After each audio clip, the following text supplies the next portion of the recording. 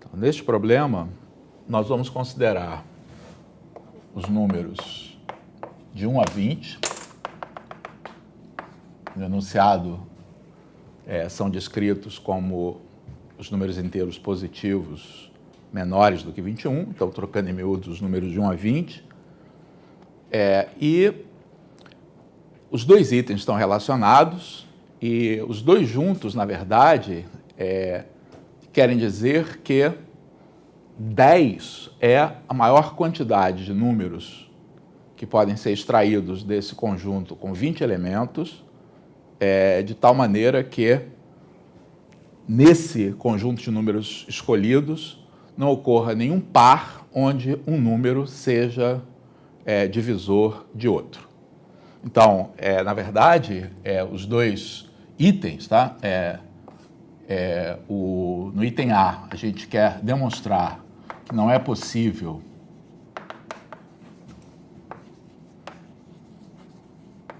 escolher 11 números, e no item B, que é possível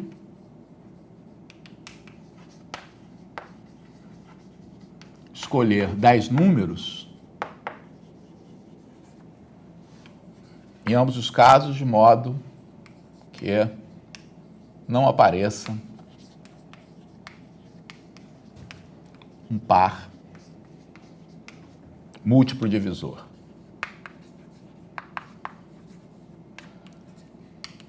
Então, esse enunciado ele é muito sugestivo de problemas onde a gente vai aplicar o princípio da casa de pombos. Então, de alguma maneira, nós devemos considerar que os números aqui desse conjunto se dividem, tá, em 10 gavetas. Então, dentro de cada uma dessas gavetas, se eu escolher dois números, eu sempre vou estar escolhendo um par múltiplo divisor, mas que se eu escolher números de gavetas diferentes, eu pelo menos tenho a possibilidade de fazer isso sem que se forme um par múltiplo divisor. Tá? Então, esse é um dos problemas que, se você simplesmente ler o gabarito, tudo bem, você vai entender o argumento, mas o problema é mais difícil do que o gabarito transparece. Em particular, a estratégia, por exemplo, para escolher esses 10 números aqui, não é uma estratégia tão óbvia, a primeira passagem, pelo menos.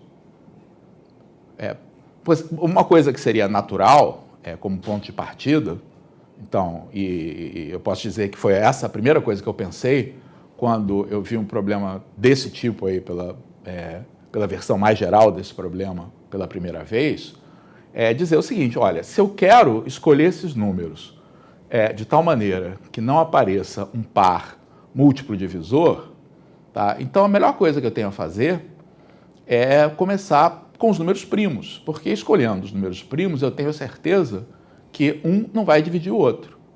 Tá? Ótimo, então vamos ver se isso dá certo. Se eu tentar escolher os números primos, eu vou ter 2, 3, 5, 7, 11, 13, 17 e 19. E vou dizer, puxa, já estou adiantado.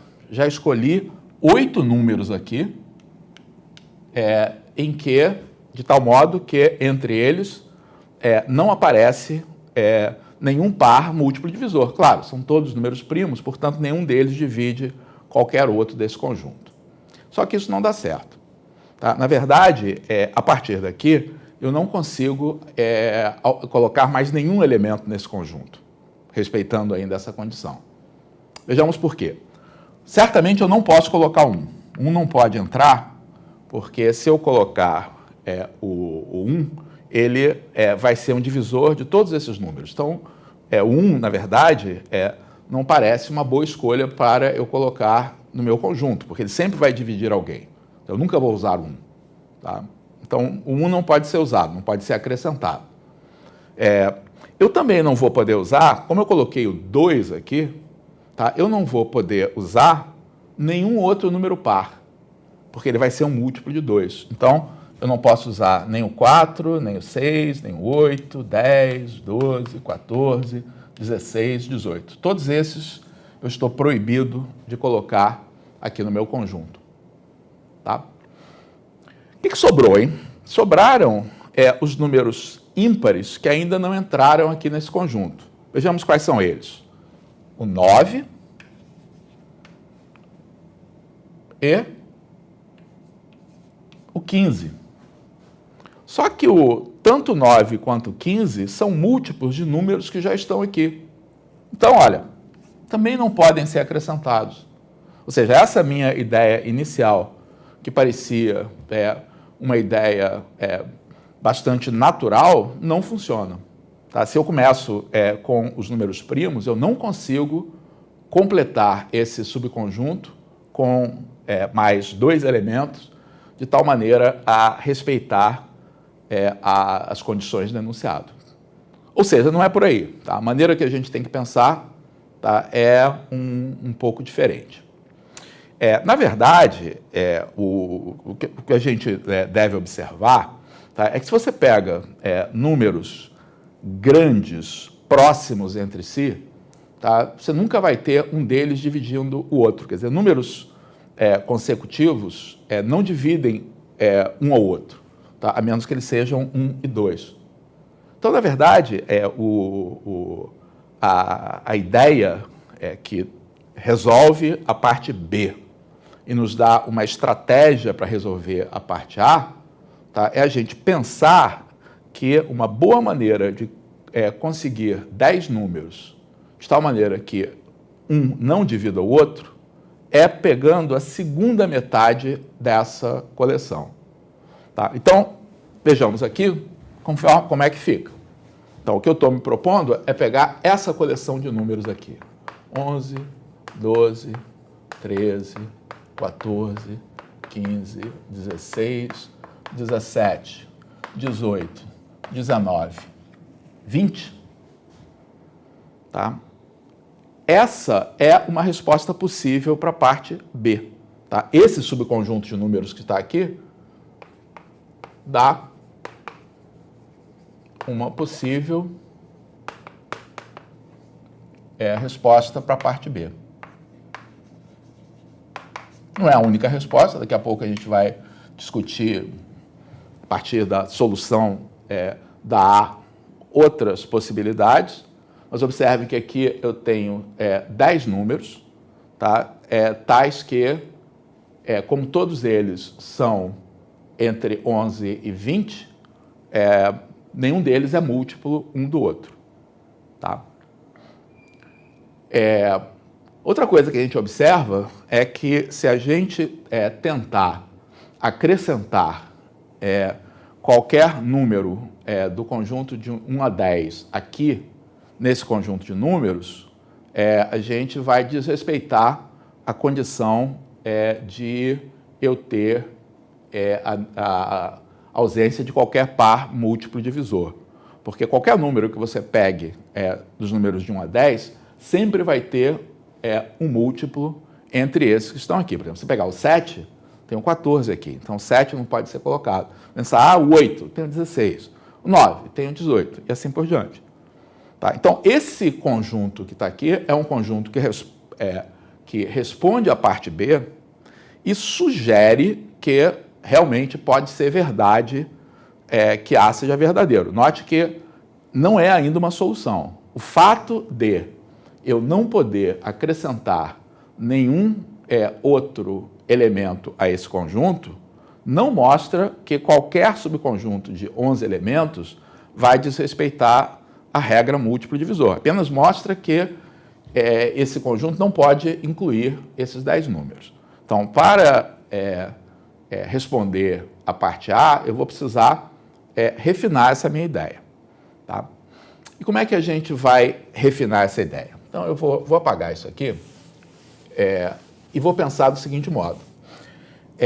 O que eu quero fazer agora, tá, é, a partir desses números de 11 a 20, produzir uma distribuição de todos os números do conjunto, tá, em gavetas.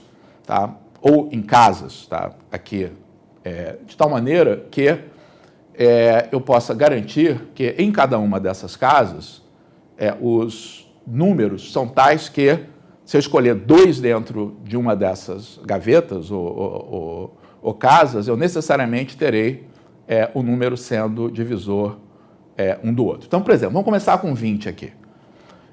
Então, eu vou colocar aqui na gaveta do 20 o 10. Tá? Vou colocar aqui nessa gaveta o 5. Então, essa gaveta que eu formei aqui, tá? Ela é formada por números que são tais que, se eu pegar 2 quaisquer deles, tá? Um é sempre um múltiplo do outro. Eu vou fazer exatamente a mesma coisa com cada um dos outros números, respeitando esse padrão. Então, do 18, por exemplo, tá? Eu vou pegar a metade dele e chegar ao 9. Tá? Eu poderia, por exemplo, colocar nessa gaveta o 3 também. Tá? Poderia colocar o 1. Mas a lei de formação que eu vou seguir, que vai, inclusive, me permitir generalizar esse problema que a gente acabou, que a gente está no processo de resolver para o enunciado mais geral, tá? Eu vou formar essas gavetas sempre pegando o número do topo, tá? E dividindo por 2. Note que nessa gaveta aqui, a única coisa que eu poderia colocar seria 1, mas vou reservar o 1 para depois. Então, aqui no 17 não vou colocar ninguém. Nessa aqui eu vou colocar muitos elementos. Vou colocar o 8, vou colocar a metade de 4, vou colocar a metade de 2, vou colocar a metade de 4, que é 2, vou colocar a metade de 2, que é 1. Aqui eu não vou colocar ninguém. Tá? Aqui eu vou colocar o 7. Aqui eu não vou colocar ninguém. Tá? Aqui eu vou colocar o 6. Tá? Vou colocar a metade de 6, que é 3. Então, observem que todos os números agora, tá, foram colocados, e eu vou pensar que essas disposições verticais formam as minhas gavetas. É claro que em algumas gavetas, como essas que estão aqui, eu tenho um único elemento. Então, vejam o que eu consegui fazer. Eu consegui distribuir os números de 11 a 20, tá, em 10 subconjuntos. Tá? Em cada um desses subconjuntos, os números têm a seguinte propriedade. Se eu escolher 2 quaisquer deles, o maior número é o múltiplo do menor. Tá? Isso demonstra a parte A. Tá? Então, qual é o argumento aqui da parte A? Então, só escrevendo isso aí para deixar mais claro. Em cada um dos 10 subconjuntos acima,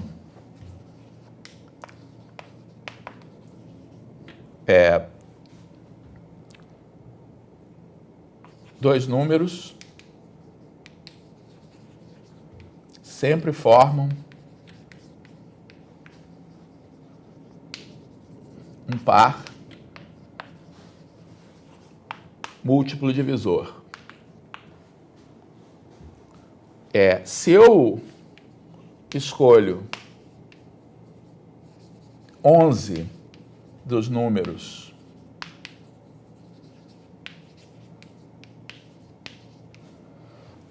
de 1 a 20, pelo menos um dos 10 subconjuntos conterá 2 desses números e, portanto, sempre haverá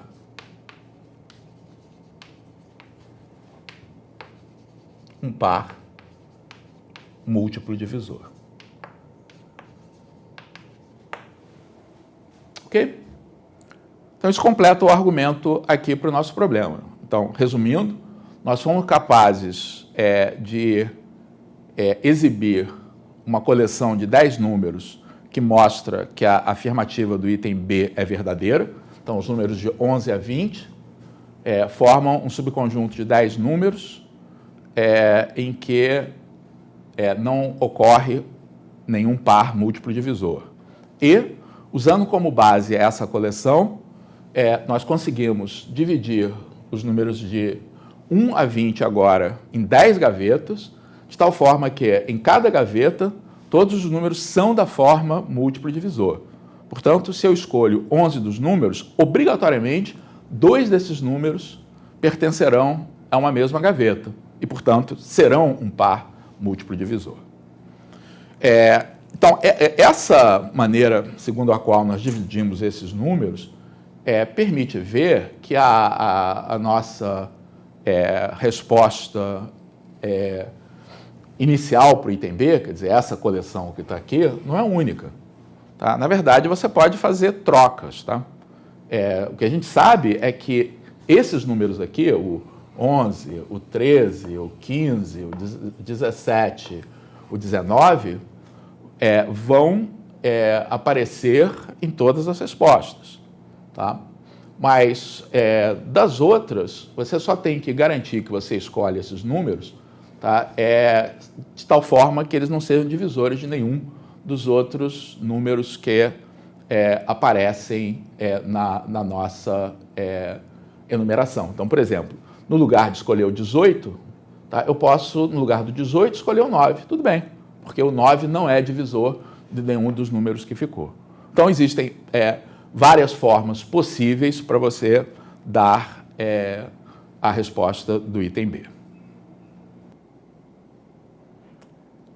Deixa eu fazer um breve comentário sobre a possibilidade da gente generalizar o que acabou de demonstrar para o conjunto dos números formados de 1 até 20.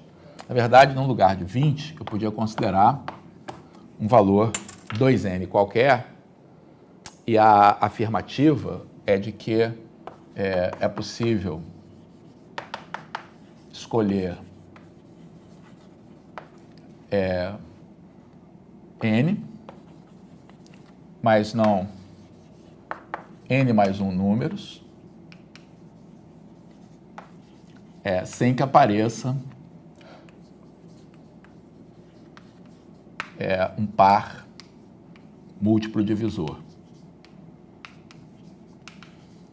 Então, como é que a gente escreveria a solução para esse problema mais geral? A ideia é usar o mesmo tipo de gaveta que a gente teve no problema anterior. Então, se vocês observarem, por exemplo, a gaveta do 12, as gavetas foram formadas, tá, sempre começando de um dos números, no caso do nosso problema de 11 a 20, tá, e dividindo por 2, até que não fosse mais possível essa divisão nos inteiros. Então, do 12 a gente formou o 6, do 6 a gente formou o 3. Para dar um outro exemplo, tá, no 18 a gente formou o 9. Então, o fundamental é observar que todas essas cadeias terminam no número ímpar. E se olhar o que acontece daqui por diante, o que vão aparecer são os números formados multiplicando esse número ímpar por uma potência de 2. Então, o argumento geral que permite resolver esse problema é você pensar em n gavetas, cada uma dessas gavetas formadas por um certo número Q, tá, que é um número ímpar, e, portanto, um dos números de 1, 3, 5 até 2n menos 1, note que há n desses números, vezes 2 elevado a uma certa potência, que eu vou chamar de A. Todo número do conjunto 1, 2n pode ser escrito de maneira única, tá, deste modo. Tá? A nossa solução para o problema é que se a gente pega em cada uma dessas gavetas o maior elemento, tá? Esse maior elemento vai ser sempre um número maior do que n. Tá? E, portanto, eles vão formar um conjunto de n números sem que neles haja um par múltiplo divisor. E, por outro lado, como essas n gavetas incluem todos os números do conjunto 1, 2n, sempre que você escolhe mais do que n elementos, é sinal de que em uma dessas gavetas você vai ter 2 elementos. E aí você vai ter um par múltiplo divisor. Então, o nosso problema anterior pode ser generalizado para demonstrar a propriedade análoga para o conjunto dos números de 1 até 2n.